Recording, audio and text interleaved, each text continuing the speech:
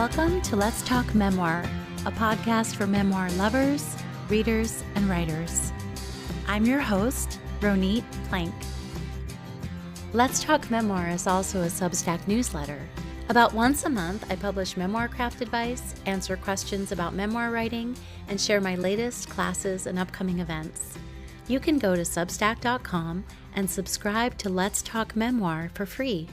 You can also find me, Ronit, on Instagram and on Blue Sky. Today, my guest is Cinelle Barnes, who is the Philippine-born author of Monsoon Mansion, a memoir, Malaya, Essays on Freedom, and A Way Home, a memoir of losing yourself and the beauty of returning.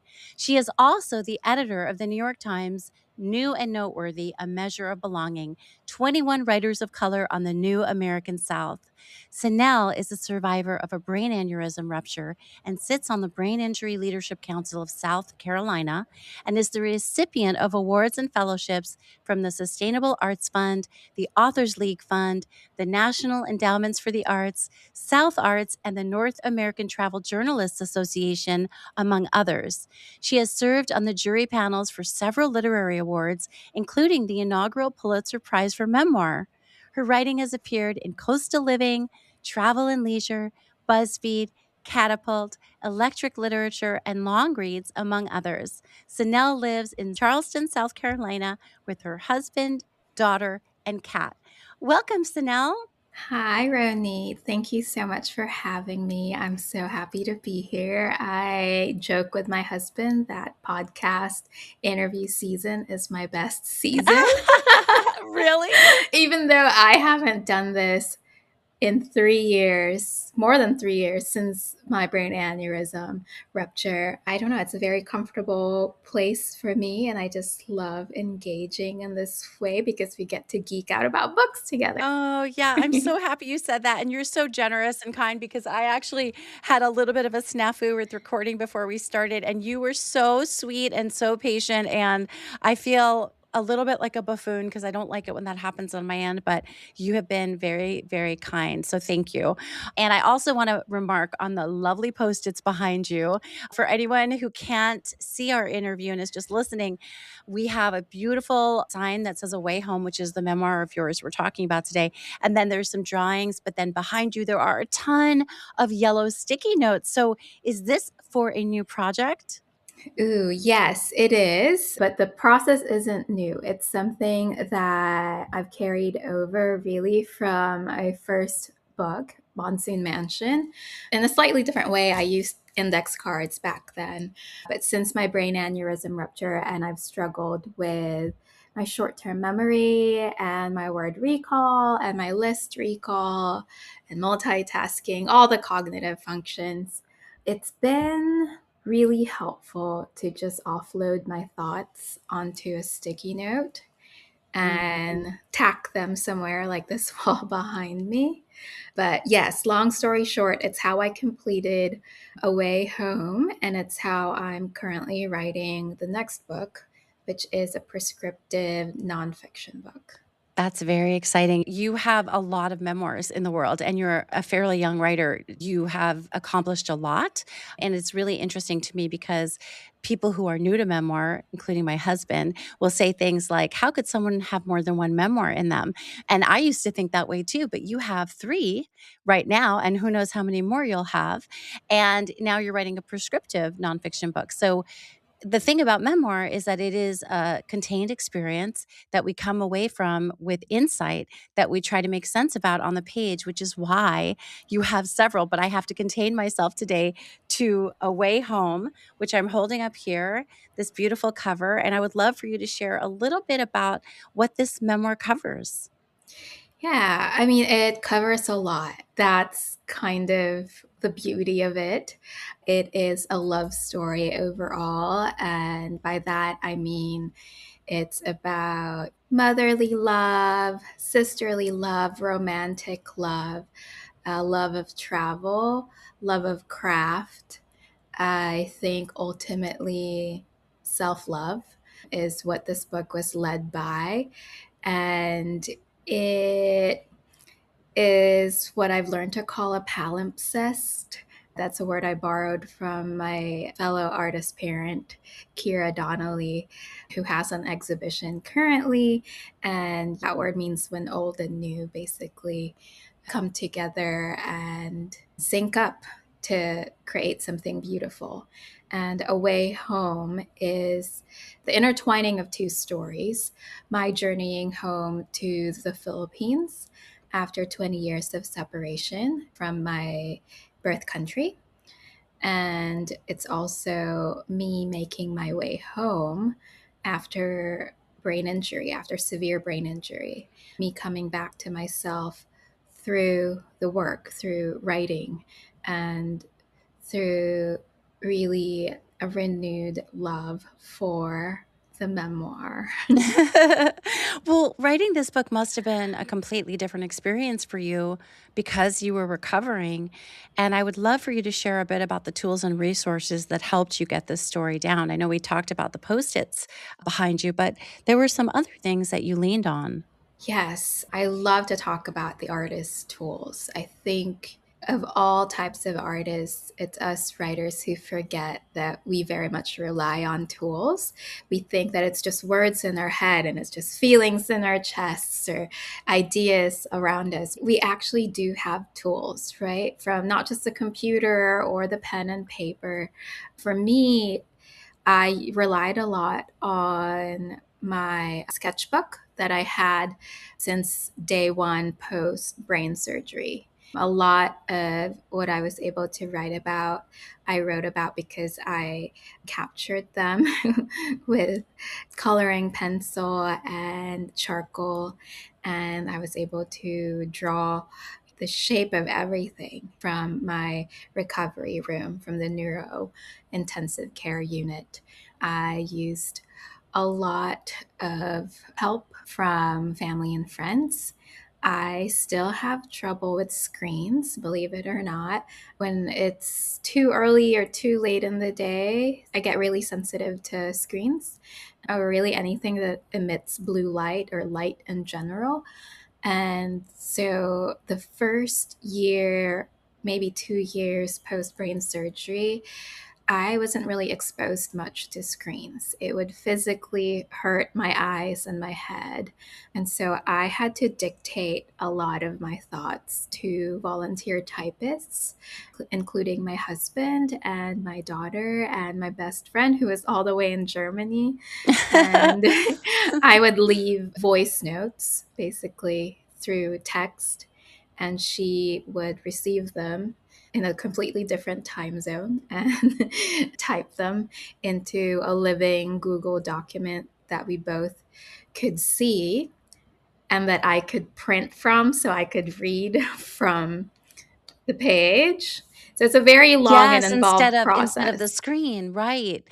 Yeah, it seems so long. Well, I wasn't planning on asking you this, but I have to ask now. Yeah. What kept you going? Aside from the idea that you are a writer and this is what you do, what kept you continuing down this path even though you had so many physical and health Mhm. obstacles? It was truthfully doctor's orders. One thing that my neuropsychologist, life change therapist, neurologist, and neurosurgeon agreed on, and they didn't agree on everything. But the thing they agreed on was that I had to go back to the page and I had to keep writing. After brain surgery, you are at risk of further cognitive decline. You are at risk of losing what they saved on the operating table. Still, you might be alive, but your quality of life can plummet very quickly. And all of these experts agreed that both for my emotional recuperation, my cognitive resilience and rebuilding, my sense of self, my overall quality of life, even the prospect of still making a living. You know, a lot of brain injury survivors stop working because they lose their skills and they lose their stamina to apply those skills. It was very much a use it or lose it situation. Sounds like it, Yeah. yeah. And it's also, I think a lot of what you said, the writer in me and the teacher in me is sort of translating that into why we need memoir as well. That we need memoir, even if we're not going through some of the challenges that you faced physically, emotionally, and psychologically, that memoir can help us with a lot of what you said. And I think that it's a beautiful thought that you had to hold on to your words and your art to keep hold of who you were and continue to create. All my doctors will say you're like the model patient and you're doing so well. It's because you have these resources and you're doing it all plus more. And my response to them always was, I know I'm not every patient. I know most people who walk out of this neuro ICU are going to decline. And so I'm a teacher myself, and that was with me still after the operating room. And so I've actually since taught a workshop specifically for survivors of brain injury and caregivers of these survivors. And I teach it through the Brain Injury Association of South Carolina. It's a project we're able to do because of grants from South Arts and the National Endowment for the Arts. But it was just really important to me to, one, not lose my teaching ability. The best way to learn is to teach. And that was Yes. very true after I started literally losing my mind. And second, I just felt so bad, especially living in a state like South Carolina where we have very few resources. I didn't want to gatekeep this thing Yeah. I'd found. And I wanted to share the gift of writing and the healing modality that is writing, especially writing personal narrative, to others. I'm telling you, we meet once a month and it is always profound. People are not just finding language, they're finding themselves and they're finding a way forward. Even if all they meditated on or all they'd written about was how difficult it is to go to the grocery store when you have a brain injury, or what Disney World is like for someone with a neurological deficit. Disney World is hard for me, and I don't have any known neurological deficits, so it seems like a lot of a stimulation. A lot of people. It's a Yeah. lot of people, a lot of everything. Yeah, well, when you were writing A Way Home, narratively, what did you enjoy playing with and writing into that might have been different from your previous books? You know, I I am notorious for not following word counts, or was. And suddenly I had such a limited cache of not just words, but cognitive and physical stamina. And so I leaned into the micro memoir form, which worked really well. The writing became very episodic and very collage like, which is very true to the experience of brain injury. My life is very segmented now, and every day feels like so much work goes into just budgeting my cognitive reserves and my physical energy so that I can, one, inhabit every segment and then make sense of the segments together. So the form that the book took on is very much a reflection of what my life is like now. It was also just really fun to write about people and creatures that I feel like I'd bypassed maybe in my previous writing. I'd never written about my cat, and that was such a sweet exercise to write about my cat. And I was able to feel so much gratitude writing every micro memoir. And you ask any neurologist and neuroscientist this, gratitude is fertilizer for the brain. Oh, wow. I didn't know that. I mean, I know that people talk about mindset, gratitude and mindset and happiness, but I didn't know that it was also good for the brain that way. It basically fosters neuroplasticity, right? So I lost about 20% of the back of my brain, the cerebellum, which controls or is responsible for a lot of language, a lot of memory, a lot of movement and balance, and just sense making and place making. And to grow that back, not only did I actually have to do the things that I wanted to be able to do, I had to give my brain fertilizer so that it could grow back. And there are two things that I've learned help the brain grow, and that's gratitude and movement. Yeah, that's amazing. Well, I was hoping you could read from one of your recovery micros. I think that's what you're referring to. So you've got these alternating timelines, right? One is they're italicized and they're dispatches from recovery or time waking up in the hospital.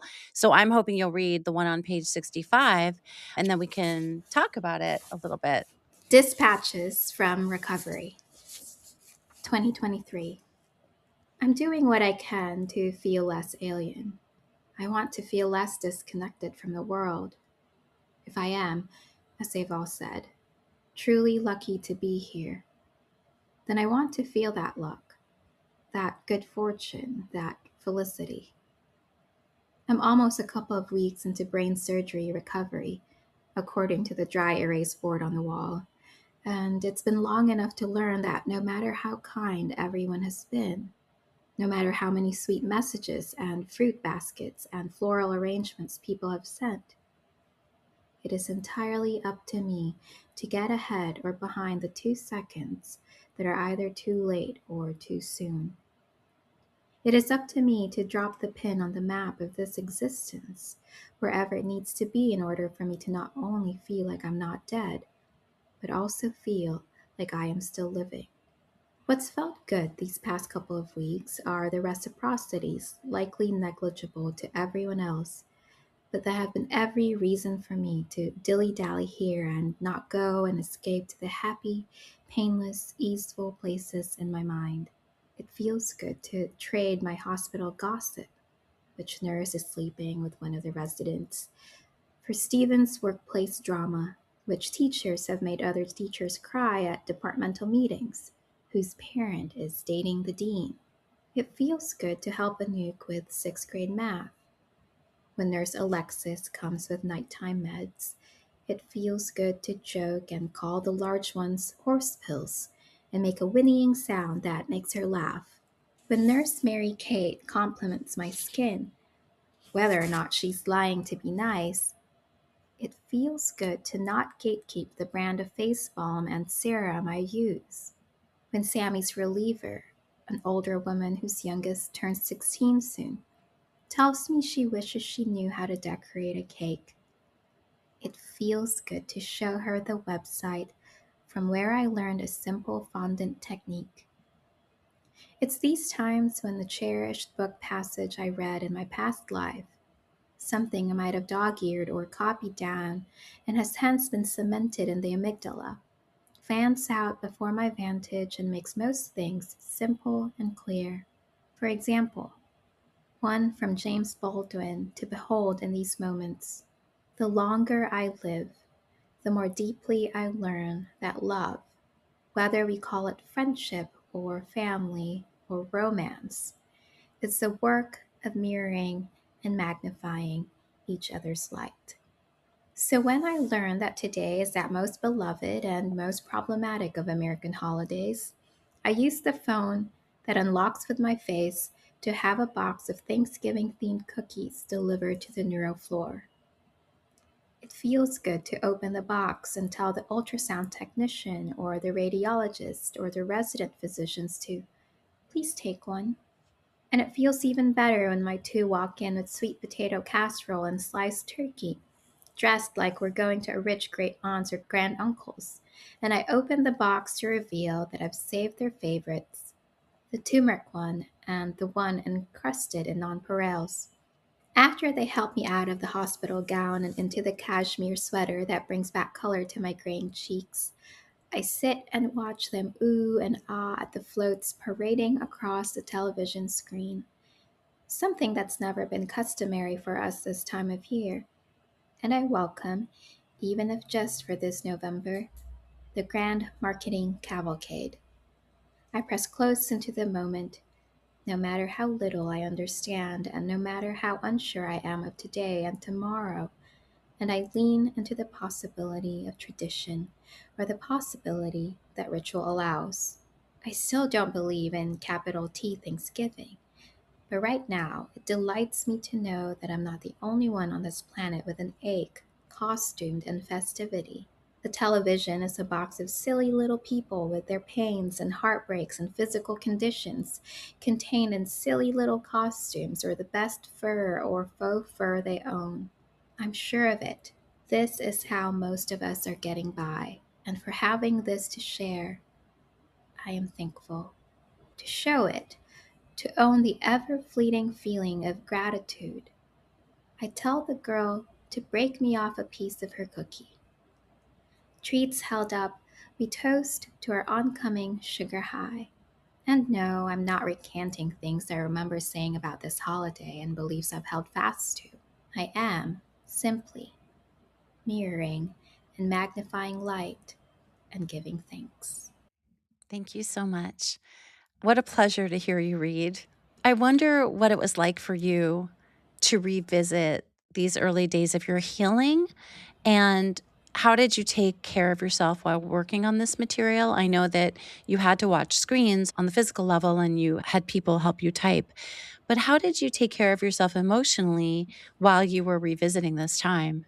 That's such a great question because, again, going back to the idea of gratitude, you can't be thankful for what you can't remember.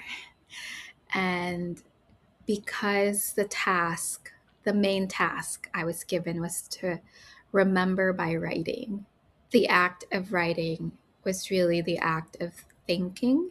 The act of remembering was the act of being grateful. So, that on its own, with that being the task and the only task, it wasn't publishing, it wasn't getting an award, it wasn't winning a grant, it wasn't getting a fellowship, it was hitting a number of sales. The only task was to do the thing I'd been doing since I was 7. It alleviated so much of, I think, the pain and worry and trauma that can sometimes come with our job. That made it pleasurable. Another thing I think was so much change happens in such a short amount of time when you are ill. And any movement forth or back feels like a big movement. I started writing these dispatches, these vignettes, these micro memoirs, whatever we want to call it, the fall of 2024, which was about a year after brain surgery, a year after the brain aneurysm rupture. And at that point, I had changed so much. I had lost so much, but I had also recovered so much. And to be able to put pen to paper and say, I did this, I went through this, I survived this, we did this together. It really just built the sense of self and the sense of really my self esteem and my self efficacy that I was without coming out of the OR. It was just momentous. Everything from I boiled water on my own to I made my own cup of tea to I got to the bathroom without surfing my palm on furniture. To be able to gather those moments through writing, it was empowering. It had never been that empowering. Writing Monsoon Mansion, yes, it healed me. It also broke me. And I'm not afraid to say that. Like, I know it's widely beloved, but it hurt me a lot to write that first book. As much as it healed me, it hurt me. Writing Away Home, it was just healing. I was in the middle of the very miracle I was writing about. Can you say a little bit more about the way you experienced it breaking you? Did you have to, the earlier book, did you have to restrict yourself when it came to doing book tour and talking about it? Do you want to just talk about that a little bit? So the first book was about my upbringing in a formerly opulent mansion in the Philippines. My mother was from the ruling class, and my father was a self-made businessman in the rising tiger economy of Asia. And he had his hand in basically the development of all of Asia. And when the Gulf War of 1991 hit, his network, his influence collapsed. And so we went from eating coconut crab, like $200 coconut crab on a random Tuesday night, to not having running water, electricity, or food at home.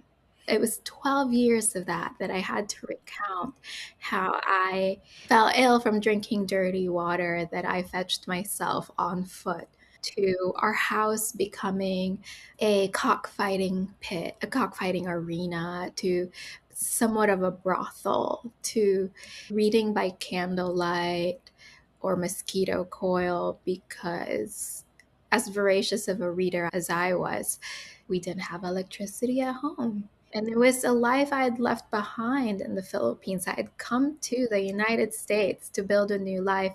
I had moved from New York to the South to raise a family. And then I chose to write about all of the things that I hadn't even shared about with even my closest friends. And kind of like what the neuropsychologist was saying, the only way to the other side was through. So I had to write about it, and I wrote it actually from the therapist chair. A lot of my books have something to do with some other professional. And so in postpartum depression, she was like, why don't you write a little bit about all the things you don't want to happen to your daughter that happened to you? And write every time you sit down to nurse her. That's how the index cards came about, because Right. it can fit on the armrest of the rocking chair. And I would nurse her, holding her like this, and I would hold a pen with the other hand. And while rocking, like 20 minutes at a time, I would have an index card. That was when she was a newborn. And by the time she was 3.5, well, really 1.5, I had a shoebox of these index cards. And by the time she was 3.5, I had turned the index cards into a puzzle, kind of like what you see behind me today. And I thought that was done, right? Okay, this is it. This is the work of memoir. But no, then you have to go for 2 more years, talk to people about this Yeah. book. Yeah. And they want to know because you invited them in and then they're Yes. in and then you have to be in too. Yes. I thought the task was write it so you offload it. But Yes. then we had to keep revisiting it every time. So the writing it, I think, was the healing part. And then the rehashing it all over again was Now I just made you rehash it again too. no, but there's enough distance now, Yeah. I think, Well, right? when I read your writing, I felt like you processed a lot of your relationship with your mother and have clarity on the dynamics between you and her and between her and the world at large. You say very clearly what she's about. And I'm wondering if you can talk a little bit about how your understanding of who your mother was in the world and who she was with you grew during or because of your work as a memoirist. I mean, I know you said you were in therapy and you do a lot of your processing there. Did a lot of it or some of it come out as you figured out the narrative of your memoir too? Yes. I'm trying to think of a succinct way to say this, but I'm currently reading Mother Mary Comes to Me. It's a perfect example of how to write about a parent from an adult point of view. The difference between Monsoon Mansion and Away Home was the approach, I think, the point of view. Monsoon Mansion, I had to and I wanted to recreate the world as close as possible to the reality of it. It was just this uncanny world that my parents built. It was like Grey Gardens meets a little bit of The Great Gatsby meets a little bit of The Glass Castle. I had to approach that from the perspective of a child, which is probably why I was so vulnerable writing it Yes. and publicizing it. Away Home is told from the perspective of the adult. So I really felt like okay, from the get-go, I'm buckled up and I'm in charge, Yeah. and this is no longer my parents' world.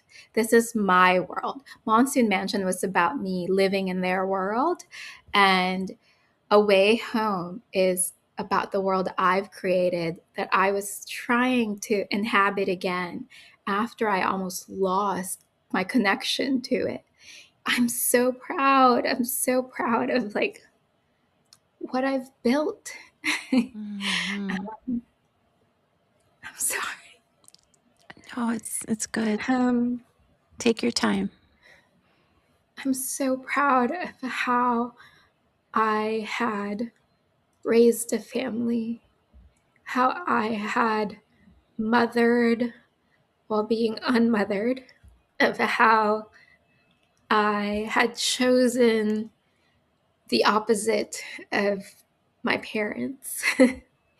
Yeah. And I think that's where the maturity of the voice and of the perspective comes from. It was that I was writing about my world, not their world. Yeah, there's so much agency there. Right? And I think memoir gives us some agency. I've discovered a lot as well. I think what you said resonates deeply with me also because I mother in a way that I wasn't mothered. And that's what I wrote about in my memoir. And though I have a relationship, a good one with my mom now, I created stuff from scratch that I just didn't even know how to do it from seeing it. I just pretended until I figured it out. And I have this excerpt that I pulled on my page 165. It's an arc, everyone, so it may not be on yours. I'll just read it for you and then I have a question. It's a very quick one. Maybe what I'm thinking about here now actually is reclamation. I came home to the Philippines to claim back abstract matter like time and cultural proximity and joyful associations to my country, for myself and for my child. I am here to reassert a right to be nothing, not for anybody, and to be something, someone only on my own terms. My parents always needed me for something. My mother canvassed material resources from me. My father wanted and wanted and wanted and still wants emotional petting. There's always talk everywhere now about having boundaries, and I'm glad for it. What I'm not glad about is the clapback and backlash. You should be grateful, they tell us. And I can say back, no, you should be grateful. And I just really appreciated that. I wanted to ask you where you are now with your sense of home and what you owe people, in heavy quotes, owe, and what you deserve. Ooh, where am I now? It kind of helps to have a brain injury sometimes because when you say now, because my memory is so short, when you say now, I really mean now. This brain injury has taught me to be present and to be where my feet are. So when you ask, where I am now, the answer that popped in my head is I am in my dining room in the house that I purchased with my husband after we scrounged for every cent, every cent we earned, every penny we saved. And it's a house and a dining room and a dining table where there's books everywhere. We rarely eat here because there's books, there's paper, there's watercolor paper, there's always just a cup of coloring materials, and there's sharpeners, and there's drafts, and there's all the things, all our tools, going back to what we were talking about earlier. Where I am now is I am in a place where I'm surrounded by the tools I need, not just to live and have quality of life after brain surgery, but all the tools I need to really live. Again, because of brain injury, I have to make things really accessible to me. There's too little time and too little energy to budget. So if I want to be a person who creates, the creativity tools have to be right there. If I want to be a person who has agency, the tools for that have to be right there. So I think, long story short, where I am in all of that is I have learned to arrange my life in a way that makes my creativity my love for my husband and my daughter and my cat, and my love for myself, the most accessible things to me. Thank you for reflecting on that. I want to ask you, Cinelle, are you up for reading that other excerpt or would you like me to conclude? Is it okay for you? Yeah. Yeah, okay. So there's this other excerpt that I was hoping you can read from the beginning of chapter Breakfast Buffet. And it ends with, on my page 136, my mother pilfered from me. This is chapter 15 of A Way Home, Breakfast Buffet included. Palawan swings out to the west of its sister provinces and islands, like a sash untying itself from a long sequin dress, inviting us to consider that while the sparkles dotting toward the equator are worth the hype, it's the emphatic poise and narcotic elegance of a slender and latitudinal peninsula that deserve our eyes and mind. I've chosen to come here instead of spending our holiday in my birth city of Manila for reasons most simply and effectively explained in this way. The metro is small, and the past lives there. To travel across the world to it is to parachute into a fire with a backpack of baseless beliefs that your learnings and age can snuff out the blaze that nearly consumed you as a child. Read Puerto Rico. Of course, this blaze is less the historic, zesty, bustling city and more my aging, sizzling, bullshitting mother, who may or may no longer live there, but whose location is less a matter than her influence that tentacles through. Since my departure from the Philippines, she has committed more crimes and embezzled more family and family friend money than she did when I was under her care. And I know this through the carrier pigeon that is her only other living child, my now Britain based older brother who no longer has to steal candy from me. In college, while I was undocumented and surviving by working off the books as a cafe hostess, a speakeasy server, a babysitter, and a tutor all at once, my estranged mother received news about me through the free roaming and wireless service that is the Ilocano Filipino American Gossip Network. She learned of my continued resourcefulness and lucrative skills. Not only did she receive bits of my life to puff her up, but she also got intel she could wager. She decided to tell me by email that she had breast cancer, the cancer that dominated and continues to dominate our family tree. Of course, it was believable. Of course, it was false. But when I hadn't yet known that the diagnosis was yet another one of her scams, I wired her money through Western Union on every payday, about $200 or 2 of 100 each time, which then was the amount I would have spent on a month's groceries. The longhand. My mother was not sick, never sick, not in the genuine care for your elders way, and at my heaviest then I was 102 pounds at 5'3". I ate one good and free meal a day at the cafe where I was working, and at night I ate one fried egg for dinner and a lick of Nutella for dessert. I was so small, people mistook me for a middle schooler. At the cafe, when I asked guests if they had made reservations, it took them a moment to realize that I was an adult and not the owner's child helping out on a weekend.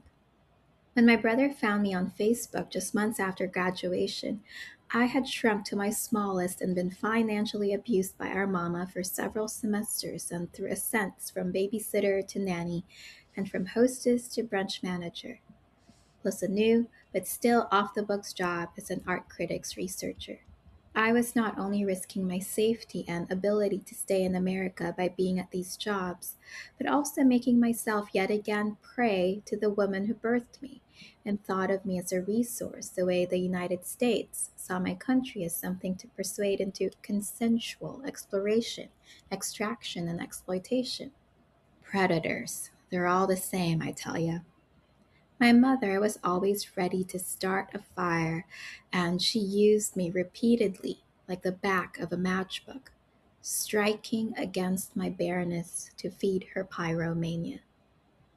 Ever original, ever a champion of language and style, she deserved nothing less than the fitting repayment of my giving new meaning to the phrase, burning bridges. When my brother woke me up from the spell of her non-cancer, the information wormed in my brain until it got to a mostly formed prefrontal cortex. I was 24 and had just married and had just conceived a child. I was still undocumented because, my God, those papers take a while and they required money, which, if I haven't made clear, my mother pilfered from me. Thank you so much. Thank you for reading that. I want to ask you, I know we're at pretty much the end of our time and I've kept you a little longer than I promised you. Thank you for putting up with that. I'm curious what advice you'd like to share with writers currently working on their memoirs. I just thought about this now, actually. I was like, oh yeah, that is what I always consistently do, is both from the writing of Monsoon Mansion, Malaya, the essay collection, to editing an anthology, to becoming a travel writer after never having traveled, to writing about my brain injury recovery while still in brain injury recovery. This might go against everything you've been taught as a memoirist or writer, but I am constantly writing about something I don't fully know. I might know an inkling, I might know a little bit, I might know a reason behind my interest in the subject matter, but I have grown with every book. And the self agency that you were talking about, it's only grown because I've chosen to be in a place of discovery. You'll get a sense for all my books and all my essays that I am changing as I am in exploration, on assignment, in draft mode, in revision mode. I think it's a good place to be. Curiosity is a good place to be. If what you're writing doesn't change you, and if the writing doesn't reflect how you're emerging or developing, I don't know that it's at its best, especially when it comes to memoir. I think going back to your earliest point, some people think, how can you be just turning 40 and you've had 3 memoirs or whatever, like 3 nonfiction books, writing another one? Memoirs are not autobiographies, right? Like you said, they're very distilled. And to me, a memoir always has room for what the writer is experiencing while they're writing it. Whether it's explicitly stated in the work or not, you feel it. You feel it. Yes. A mind at work trying to make sense. Everything you said, I'm just mwah, mwah, chef's kiss. I was just like, yes, give it to me.